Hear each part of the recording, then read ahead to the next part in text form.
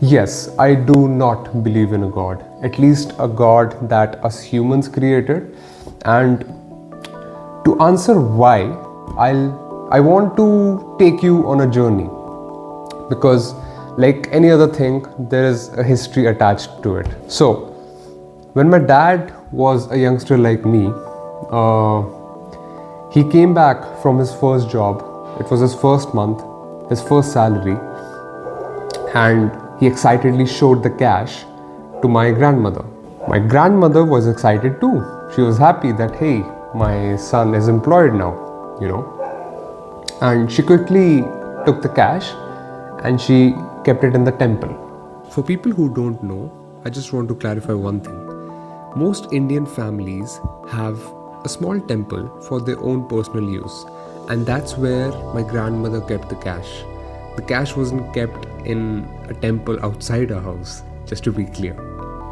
Anyway, let's go on. But it happened the second month, it happened the third month, and the fourth month it got a little frustrating for my father. He asked this question that, hey, I am the one going to the office every day. I am the one working my ass off every day. Why is the God getting all the cash? Just didn't make any sense. And that's where he started questioning the behavior of us human beings bending to the God that we created. And I think what my grandmother did with the money, a patient would do the same with a surgery that he was in. Like, for example, if he was in a life-threatening surgery and after the surgery went successful, he would thank the God, not the surgeon, for example. I mean, he would thank the surgeon eventually, but before that, he'll always thank the God. That, thank God I'm alive. Even his family would thank the God. That's just how the human psyche works. That there's this divine power, controlling us, monitoring us, and there's this moral compass attached to this power, and that's why all of us as humans need to bend to this eternal power. But just like my father, I do ask these questions that if that eternal power does exist, well, can I see it? Can I observe it? Somehow? Can I feel it?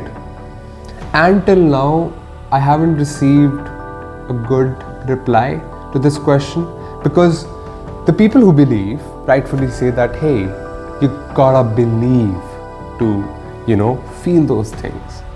And that's the thing I don't agree with. Like, let's say that eternal power does exist. Does it need me to actually follow them for them to, come to me? Because I thought that every mother loves their children the same, right?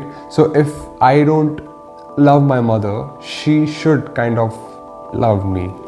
Now, coming to the main point, why I don't believe in a God. If it wasn't obvious till now, I don't have the evidence for a God, as simple as that.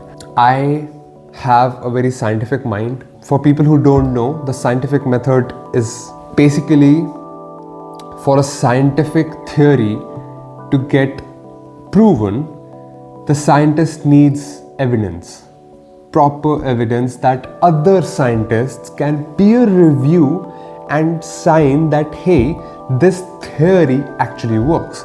And that's why that theory becomes science in science. But here's the thing, I don't see that happening with God. If scientists could figure out black holes, why can't scientists figure out God? I'll share a very interesting story of the scientific method now that I have mentioned black holes.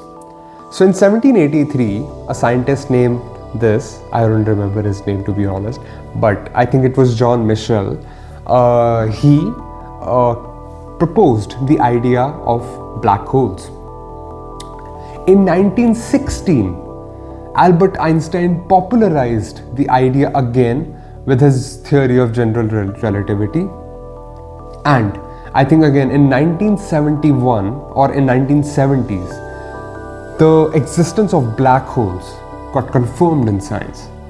So it took almost 2 centuries for an idea to actually get the traction it deserves. That's the scientific method. I don't see that happening with the theory of God. Big claims require bigger evidence. Like, let's say in 1783, I'm Jean Michel, and I say, yo, black holes exist. You wouldn't believe me. Like, where's the evidence? And if you agreed with me, I'm Jean Michel by the way, if you agreed with me, I would say you are crazy, because black holes are crazy on their own terms, dude. Black holes is where science actually breaks. There's quantum mechanics as well, but let's not get there. But black holes, if you talk about the bigger world, black holes is where science actually breaks. We still don't know what happens at the center of the black hole. And light can't escape a black hole. You know, these things are crazy, but they do exist. You know, they exist because we have seen them. We have photographed them now in the 21st century. So that is also cool. If a God exists, I just need a photograph of that God, simply put. Let's take the analogy of a courtroom. Let's say you're the judge and I am party A and there is party B sitting beside me. Party B says that, hey, party A, Shrey, is a criminal. Now you decide, am I a criminal? I'll give you some time. Tell me, am I a criminal? The thing is that you just can't answer that question as a judge. You need more evidence for it, right? Same thing applies to this logic. Again, I rephrase, for a God to exist, there needs to be a lot of evidence. Something, like, think about it, something as monumental as a God. It requires a lot of evidence. I love when Ricky Gervais says this, that people come up to him and they say that this world is so beautiful. They say that animals are just too perfect for, you know, this evolution thing to even exist, and thus the God exists. But then he goes on further with this thought process and he asks them, well, who created God then? If these believers can say that, hey, God exists because God exists, God is eternal, I think the same kind of thing can be applied to universe. Before I conclude, I do want to say that me not believing in a God comes with its own challenges, I should say. Because, hey, you know, if someone does believe in a God, it kind of helps them have some kind of faith in the afterlife, or people who have died in their lives, they have that kind of faith that they're still alive somewhere, seeing them from above. I don't have that. And as I have this belief in me that nothing really matters, sometimes I do feel alone. But then I also understand that I do have lovely parents. I have a sibling who I dearly love. I have a grandmother, luckily, she's healthy for her age, and again the universe just makes sense to me, you know. And I humbly believe that because of these reasons, because of my family, because of my friends, I don't really need a God to fill that hole in my heart. Thanks for watching. If you want to have a discussion with me down in the comments, I'll be available. I'm a very small YouTuber, so I have a lot of time in my hands. And let me know if you agree or disagree with me. I like having a discussion.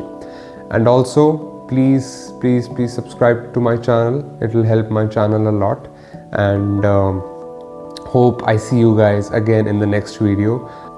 Thanks for watching. I'll see you again. Shrey Kapoor signing out.